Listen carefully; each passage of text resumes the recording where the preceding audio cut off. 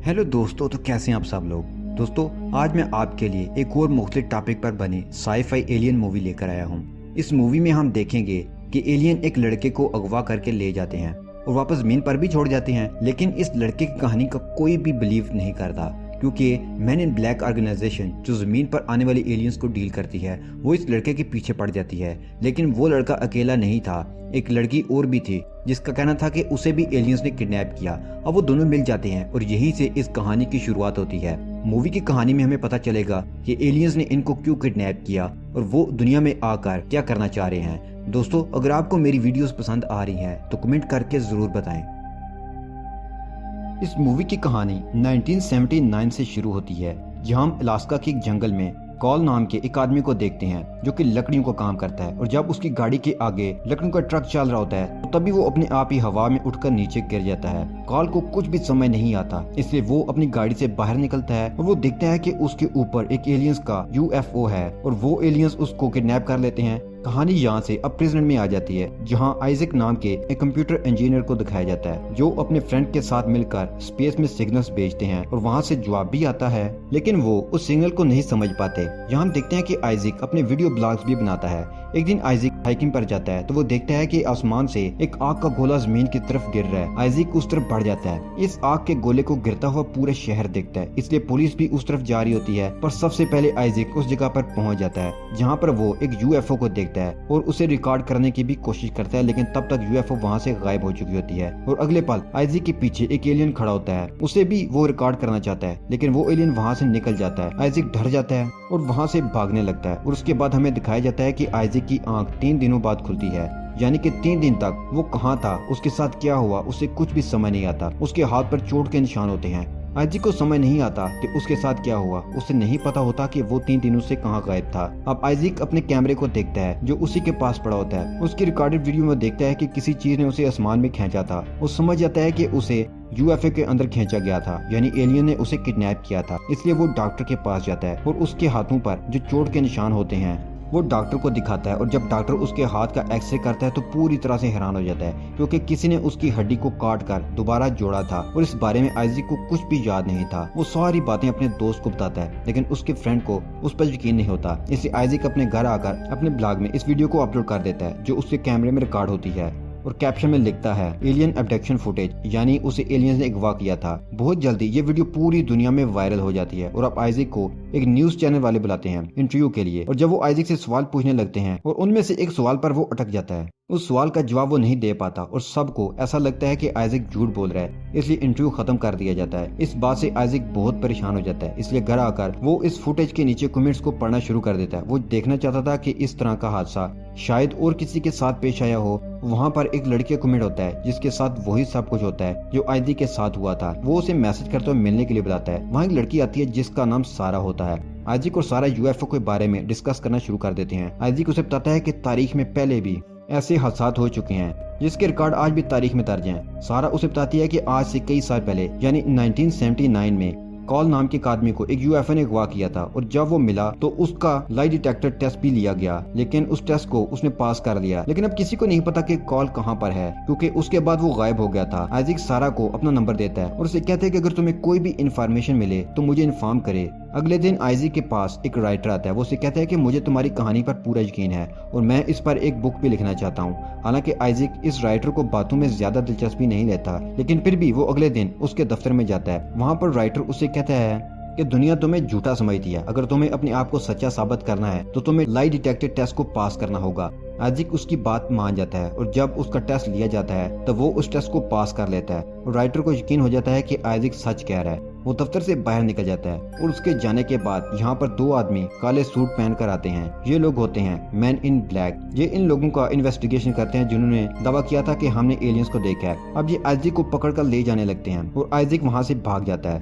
पर पीछे से ये आइजक पर फायर करते हैं जिससे वो बेहोश हो जाता है। और जब उसे होश आता है तो वो देखता है कि 2 सफेद नकाबपोश एक कमरे में उसे ले जा रहे हैं। दरअसल ये नकाबपोश एंड्रॉइड होते हैं और उसे एक ऐसे कमरे में ले जाया जाता है जो पूरी तरह से सफेद होता है और साथ ही सारा को भी यहाँ पर लाया गया होता है। होता है, मगर सारा को दूसरे कमरे में रखा जाता है और अब आइजिक के सामने मॉनिटर पर एक आदमी आता है, उससे कई क्वेश्चंस पूछता है। दरअसल आइजिक के और सारा के हाथ में एलियंस ने एक ट्रैकर लगाया होता है जिसके बारे में इन लोगों को पता होता है। वहाँ पर आइजिक को कॉल की तस्वीर भी दिखाई जाती है जिसे 1979 में एलियंस ने अगवा किया था, मगर आइजिक इस बारे में कुछ नहीं जानता। उनको पता था कि इनसे इस तरह के सवालात पूछे जाएंगे, उनसे बहुत सारी इन्फॉर्मेशन मांगी जाएगी और अब उन्हें बाहर आजाद नहीं किया जाएगा। इसलिए आइजिक अपने हाथ खोल लेता है और सारा को भी आजाद करवा लेता है और सारा को लेकर वहाँ से निकलने की कोशिश करता है। एंड्रॉइड उन्हें अपनी गन से बेहोश करने की कोशिश करते हैं, लेकिन ये मेन गेट तक पहुंच जाते हैं जो पूरी तरह से बंद होता है। आइजिक अपने दिमाग की पावर से गेट खोल लेता है। आइजिक को भी नहीं पता होता कि उसने ये कैसे किया। अब ये भागते हुए एक जगह पर जाते हैं जहाँ पर एक लड़की होती है और आइजिक उससे पूछता है, क्या तुम्हें ऐसे इंसान के बारे में पता है जिसके पास कंप्यूटर और इंटरनेट दोनों हों? यहाँ पर कहीं भी इंटरनेट नहीं होता। लड़की उन्हें एक लड़के का नाम एक कागज पर लिख कर देती है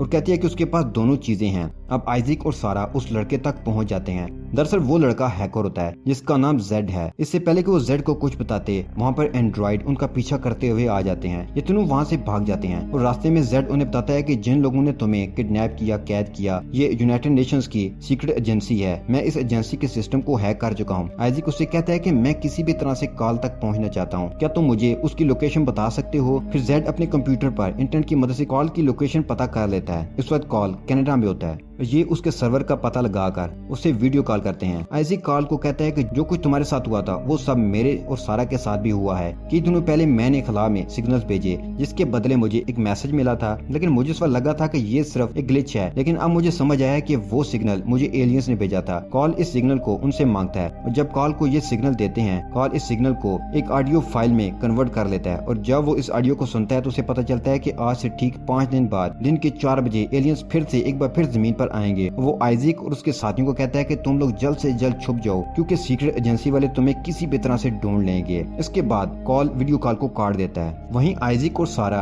जेड ये फैसला करते हैं कि वो कनाडा कॉल के पास जाएंगे और ये ट्रेन में बैठकर वहां जाने लगते हैं, मगर 2 एंड्रॉइड फिर से उनके पीछे आने लगते हैं क्योंकि सीक्रेट एजेंसी उन्हें ट्रैक कर रही होती है। मगर ये एंड्रॉइड से बचकर किसी तरह उस जगह पर पहुंच जाते हैं जहाँ पर कॉल रहता है। दरअसल वो एक वुडन कैबिन में रहता है। कॉल इन लोगों के पास आता है और कहता है कि एजेंसी वाले तुम्हें ट्रैक कर सकते हैं क्योंकि जब तुम्हें एलियंस ने अगवा किया तो उन्हें तुम्हारे हाथ में एक ट्रैकर लगा दिया था और उसको एजेंसी भी ट्रैक कर सकती है। इसलिए कॉल उनके ट्रैकर को ऑफ कर देता है और अब एजेंसी उन्हें नहीं ढूंढ सकती। कॉल इन सब को अपने कैबिन के अंदर लाता है, बताता है कि मैंने अभी एलियंस को सिग्नल भेजे थे, हालांकि मुझे रिप्लाई आया मगर वो सिग्नल इतना स्ट्रांग नहीं था कि मैं इनको रिप्लाई को डिकोड कर सकूं। जो मैसेज तुम्हें आया था वो बहुत स्ट्रांग था जिससे मैंने ऑडियो फाइल बनाई। दरअसल मैंने एक सॉफ्टवेयर बनाया है जिससे मैं किसी भी सिग्नल का ऑडियो फाइल बना सकता हूँ और अब हमें पता है कि बहुत जल्द एलियंस एक बार फिर से जमीन पर आएंगे। अब वो दिन आ जाता है जिस दिन एलियंस को जहाँ जमीन पर आना था। अभी 4 बजने में 5 मिनट रहते हैं और कुछ ही मिनटों के बाद एक कैबिन के अंदर अजीब सी आवाजें आना शुरू हो जाती हैं। आइजिक कैबिन से निकल जाता है और जंगल में एलियंस को ढूंढना शुरू कर देता है। नेक्स्ट मोमेंट उसे फील होता है कि उसके पीछे कोई है और जब वो पीछे देखता है तो वहाँ पर वही एलियन होता है जिसे उसने एक बार पहले भी देखा होता है। वो उस एलियन से पूछता है कि तुम क्या चाहते हो और उसके बाद सब कुछ ब्लैक हो जाता है। जब आइजिक को होश आता है तो वो कैबिन के अंदर होता है। यहाँ पर उन सब के सामने एलियन भी होता है। अब कॉल ने जो डिवाइस बनाया होता है, सॉफ्टवेयर बनाया होता है जिससे वो किसी भी सिग्नल को, किसी भी इंसान की एलियन की जुबान को अपनी जुबान में बदल सकता है। इस डिवाइस की मदद से वो एलियन से बात करना शुरू कर देता है। ये एलियन से पूछते हैं कि तुम क्या चाहते हो। एलियन बताता है कि हम इंसानों की जिंदगी, उनके तौर तरीकों को समझना चाहते हैं। और फिर एलियन अपना हाथ उनकी तरफ करता है और इन सब को एक विजन आता है और ये विजन होता है जीसस क्राइस्ट का। एलियन कहता है कि हम इन्हीं के ऊपर स्टडी कर रहे हैं। हम ये जानने की कोशिश कर रहे हैं कि जिसमें इंसान ये मानता है कि इस पूरी दुनिया को बनाने में जीसस क्राइस्ट बहुत ज्यादा अहमियत रखते हैं। ये एलियंस इंसानों के इत्काद और ईमान का मुताला कर रहे होते हैं। अब इनको तकरीबन इन सभी सवालों के जवाब मिल चुके हैं। सारा एलियन से कहती है उसके हाथ में बहुत ज्यादा दर्द रहता है। एलियन उसके हाथ पर एक डिवाइस लगाता है जिससे उसका हाथ 2 हिस्सों में बढ़ जाता है और फिर एलियन उसके हाथ से ट्रैकर निकाल देता है। वहीं कैबिन के बाहर एजेंट अपनी फोर्सेस के साथ पहुंच जाता है। कॉल भी अपनी गन लेकर बाहर आ जाता है। वो ऑफिसर कॉल से कहता है कि मैं पिछले कई सालों से तुम्हें ढूंढ रहा हूँ, बताओ कि मेरे डैड कहाँ हैं। दरअसल 1979 में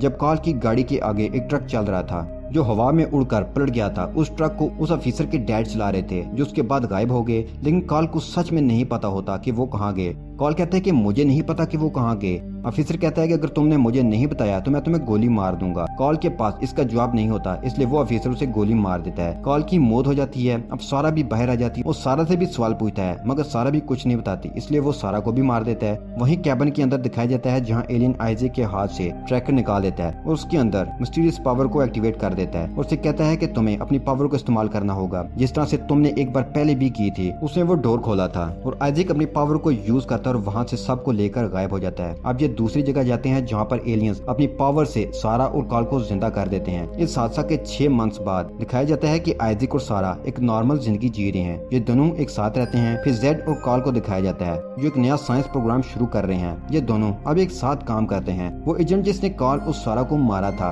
उसे उस काम से निकाल दिया जाता है क्योंकि उसने इस काम को पूरी जिम्मेदारी से नहीं किया था, बल्कि उसने इस काम को पर्सनल मैटर्स के लिए यूज किया था। ये कहानी एलियंस के बारे में नहीं बल्कि इंसानों के यकीन, एतकाद और ईमान के बारे में है। तो दोस्तों यहीं पर ये इंटरेस्टिंग मूवी खत्म हो जाती है।